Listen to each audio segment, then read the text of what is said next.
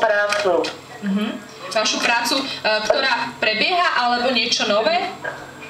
Viete, čo chcem vymeniť? Mám aj novú, ale zo starej nemá výpoveď. Ako to dopadne? Pani Jana, vy ste vydatá? Rozvedená, slobodná? Vydatá. Dobre, tak ja si pozriem vás tiež. Bude taká strana. Takže pozrieme na to, že ako by vyzerala nová práca.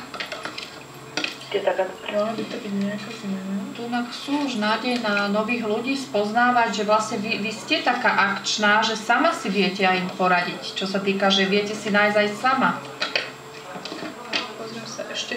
Čo sa týka akože novej práci, tak mi tam viac menej akože vychádza, že mohla by to byť pre vás akože nejaká zmena, avšak ja ju akože viac menej vnímam až o také 2 roky. Hovorí mi to totižto o tom, že nie je úplná pravda toho možného zároku, ktorý vám tam je sľubovaný. Takže je tam nejaká pretvárka a toto by ste si mala ešte skontrolovať.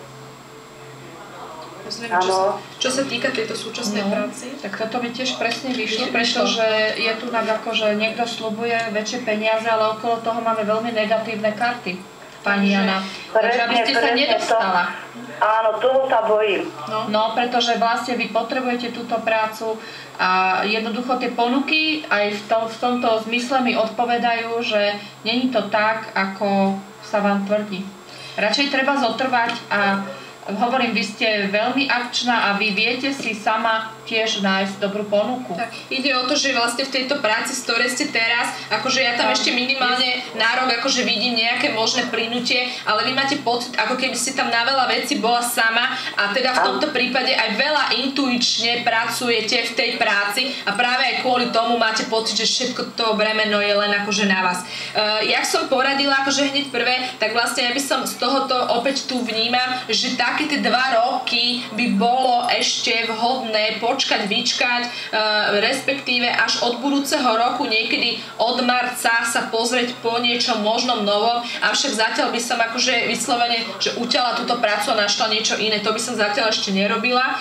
V budúcnosti mám tam takisto, že svet a koleso šťastia, čo mi hovorí, že ešte tam budú nejaké nové možnosti na zmenu vlastne práci, no avšak nie teraz, takže teraz určite nie, do marca. No. Tak to vôbec nebrať. Ešte ja vám takto poviem, vy budete mať prácu, vy si ju sama ale budete iniciovať. To znamená, že vy si ju sama vyhľadáte a budete to riešiť odchodom z jednej práce do druhej. Takže nebudete mať tam ani preklenutie, že nejako, že bez zamestnania. Vy pôjdete rovno do inej práce. Tak. Ale je to, hovorím, s časovým odstupom. A opýtam sa, a môžem veriť teraz tejto vedúcej o to zvýšenie platu? No, ona mi slúbila, že mi dá plat väčší, že keď neodejdem. No ja to až tak rúžové nevidím, ono to síce slúbené je, ale ešte nad ňou niekto je, kto to bude rozhodovať. Aha. Presne tak. V každom prípade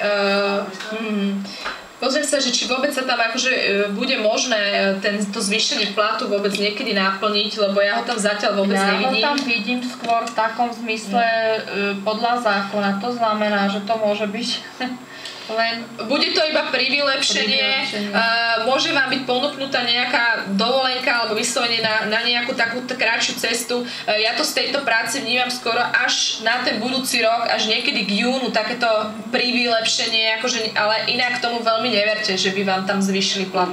Nemá na to také možnosti. Určite rada je toľko, že aj keby si chcela nejakú inú prácu, ako navyše o jednu ďalšiu, to ako v poriadku, avšak neodsekávajte túto prácu, ktorá tam zatiaľ je a minimálne na dobu najvyšších 2 rokov. Takto, ja ešte poviem k tomu, teda k tej otázke tej vedúcej. Ona vám to môže zohľadniť v rámci odmien, alebo proste tak, ale sú tam určité tabulkové skutočnosti, ktoré ona nemôže zmeniť.